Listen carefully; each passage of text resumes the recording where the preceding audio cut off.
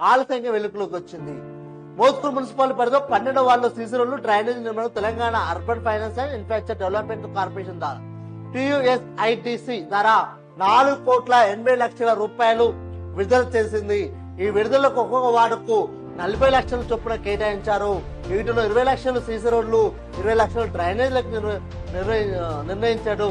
అయితే ఓ కౌన్సిలర్ తన కేటాయించిన నిధులతో తన వార్డులో పనులు చేయాల్సి పోయి అందులో 25 లక్షల వరకు దారి మళ్లించారు. మరో వార్డులో తను సొంతంగా ఏర్పాటు చేసిన వెంచర్లో 300 మీటర్లు మేర సీసీ రోడ్డు వేసినందుకు వాటిని వాడుకున్నాడు.